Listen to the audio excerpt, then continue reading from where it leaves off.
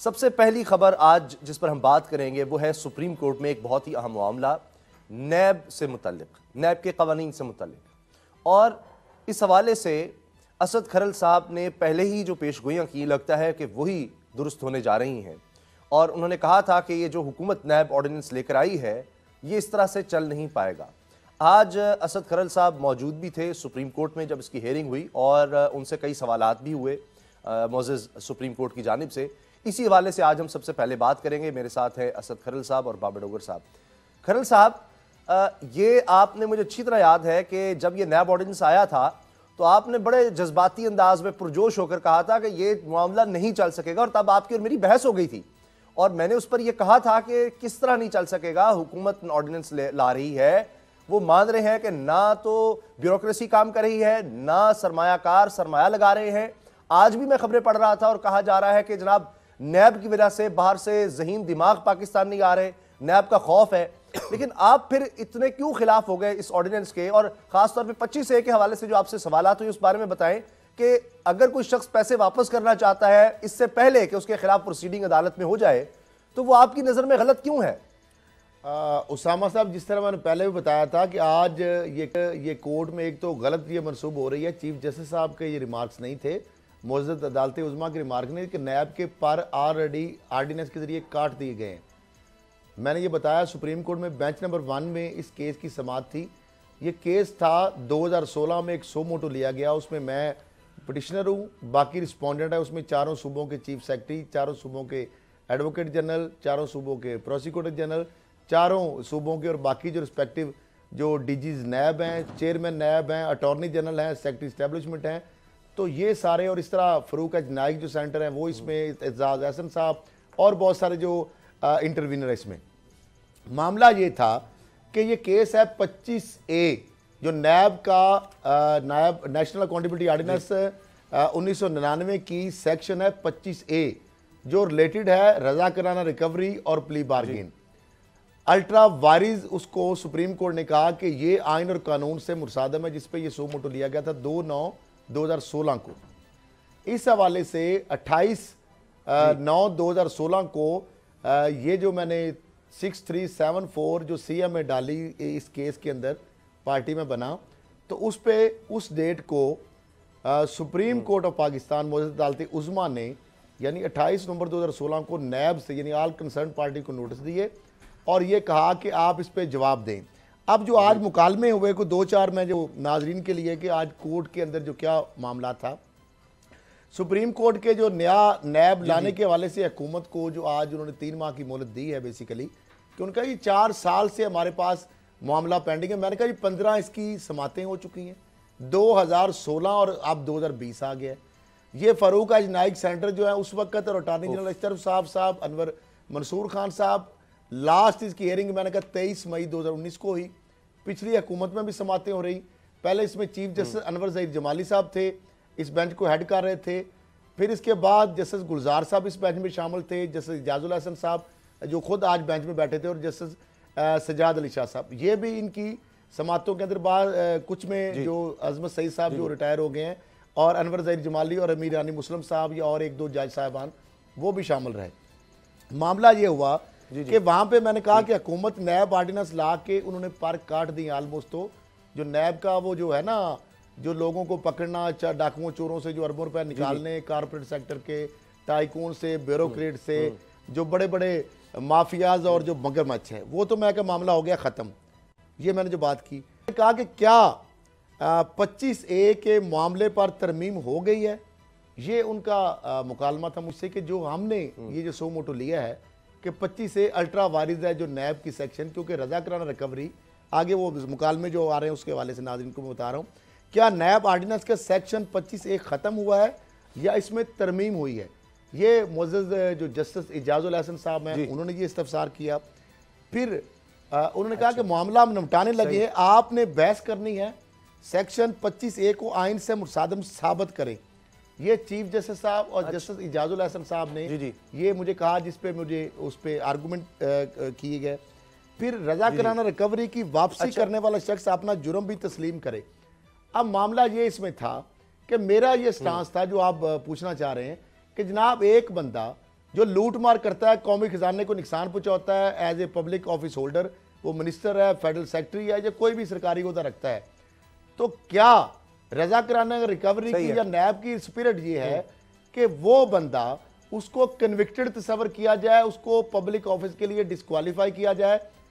और ये जो नैब की जो वीआर है ये उसकी स्पिरिट के खिलाफ है, ये करप्शन के खिलाफ डिस्करेज नहीं करना, उसको इनकरेज करने वाली बात है। उस बंदे को एक तो रजा कराना रिकवरी मैंने कहा वो होती है जो खुद से आगे बताए। अब इंक्वायरी के दौरान उससे पहले स्टेज होती है सीवी, कंप्लेंट वेरीफायर इंक्वायरी। जब वो पकड़ा जाता है उसके सामने सबूत रख दिए जाते हैं तो वो कहता है जी मैं रिकवरी रजा कराना देना चाहता हूं। अच्छा खरल साहब, अच्छा आप उसमें मैंने कहा कि वो एक किस्त दे देता है, दो किस्तें कर लेता है, उसको लूट मार का लाइसेंस भी मिल जाता है, उसको कन्विक्टेड। तो ये चीफ जस्टिस साहब ने कहा कि बिल्कुल वो जो करप्शन करने वाला है, रकम देने वाला है, उसको नतायज का सामना करना पड़ेगा और वह कन्विक्टेड की तस्वर होगा। साथ उसमें अदालत की एंडोर्समेंट होनी चाहिए। अच्छा अब इस पे मामला आगे फरूक नाइक साहब ने कहा कि मेरा प्राइवेट बिल है, चूंकि सेनेट में पड़ा हुआ है, 25A से हमने ओमिट कर दिया है, तो वो भी जारी बात है, उसके भी लेजिस्लेशन के जो मामला आएगा आगे, तो उस मामले पे एक तो मैंने कहा 28 नवंबर का आप जो ऑर्डर है आपका 16 का, वो दोबारा उन्होंने क्या नैब को कहा कि आप इस पे रिप्लाई दें। मैंने कहा अगर रिप्लाई देगा नैब तो बहुत सारे इतने कच्चे चट्टे खुलेंगे कि अदालत मौजूद अदालत में आप सर पकड़ के बैठ जाएंगे।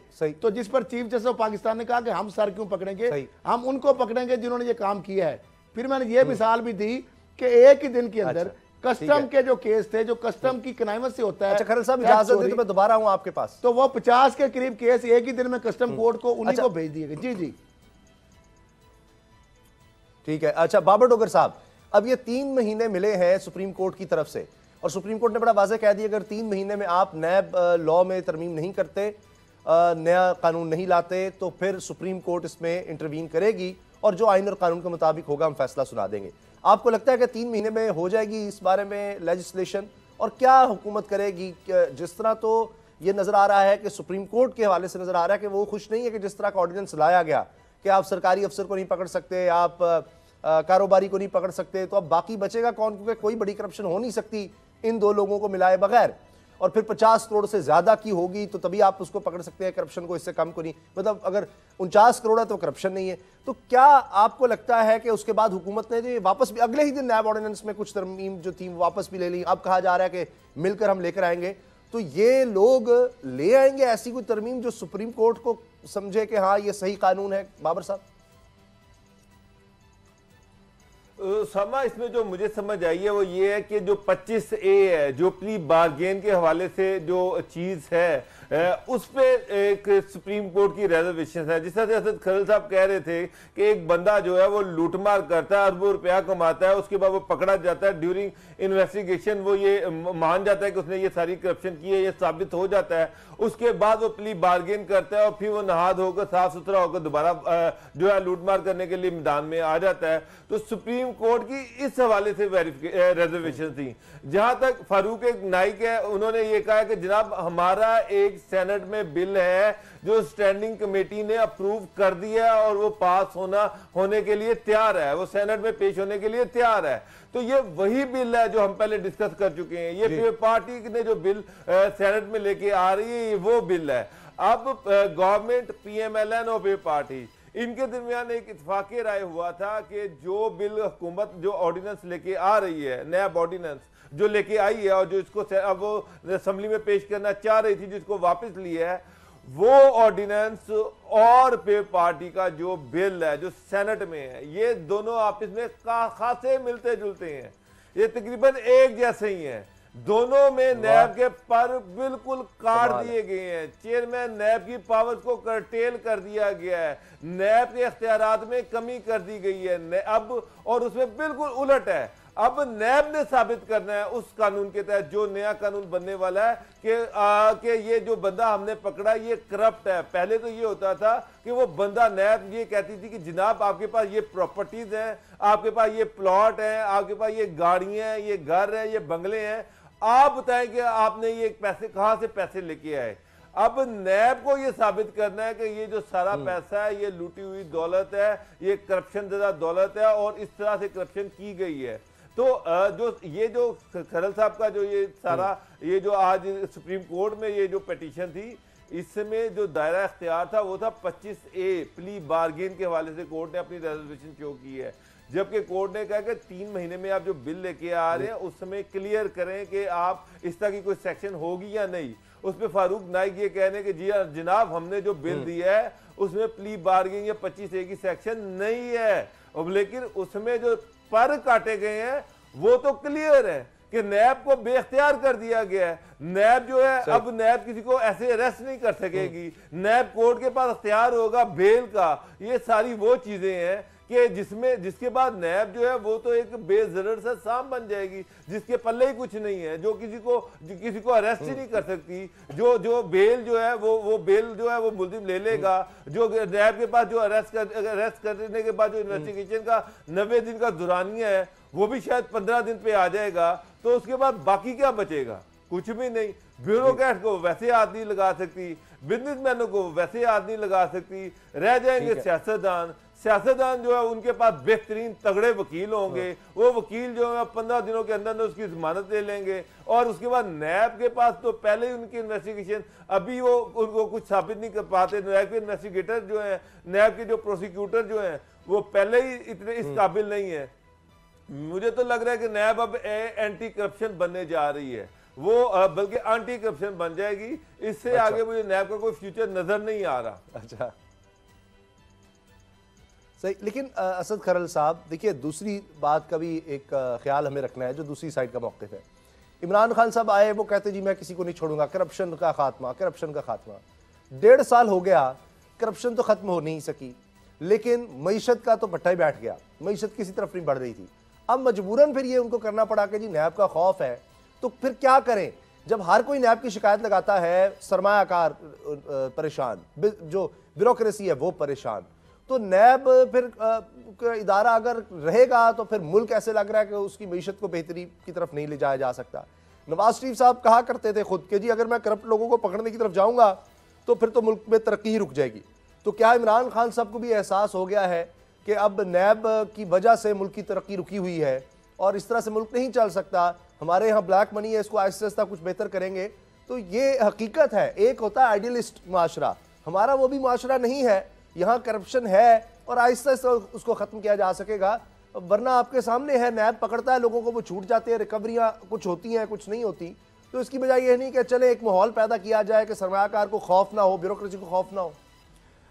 उसामा साहब एक तो थोड़ा मैं करेक्ट कर दूं, आज मीडिया में भी खबरें चली और जिस तरह डॉक्टर साहब ने बताया, मामला ये है कि प्ली बारगेन और रजा कराना रिकवरी दो मुख्तलिफ चीज़ें हैं। प्ली बारगेन के ऊपर रिस्ट्रेन नहीं किया, अदालत उज़्मा ने पहले भी VR पे रिस्ट्रेन किया है और आज भी उसको बरकरार रखा है। प्ली बारगेन जो होती है वो डिफरेंट चीज़ है। प्ली बारगेन के अगर आप करते हैं तो आप सजा याफ्ता भी तस्वर होते हैं, आप पब्लिक ऑफिस भी होल्ड नहीं कर सकते, आप डिस्क्वालीफाई भी होते हैं। लेकिन जब VR आपका, उसमें अदालत भी, साहब अदालत की इंडोर्समेंट भी शामिल होती है। लेकिन जो VR है जिसको कोर्ट ने जिसको अभी भी रिस्ट्रेन किया, आज भी उन्होंने मेंटेन रखा, उसके में ये होता है कि रजा कराना रिकवरी जो है वो अगर कोई मुलजम यानी पब्लिक ऑफिस होल्डर हो या प्राइवेट पर्सन हो, कोई मिनिस्टर हो, सेक्रेटरी हो, वो अगर रजा कराना रिकवरी के तौर पर रकम, हालांकि रजा कराना तो वो खुद से दे, जब वो पकड़ा जाता है, जब ऑप्शन लेस हो जाता है तो वो एक किस्त दे देता है और मजीद 2 किस्तों के लिए वो लूटमार करता है, प्रमोट भी होता है, जॉब पे भी रहता है, हालांकि वो गिल्ट एडमिट करता है। चीफ जस्टिस साहब ने यही कहा कि जब वो गिल्ट एडमिट करता है तो उसको फिर करप्शन का रकम वापस करता है, तो उसको कॉन्सिक्वेंसेस तो फेस करने चाहिए। सब्सक्राइब करें और बेल दबाएं ताकि कोई खबर रह न जाए।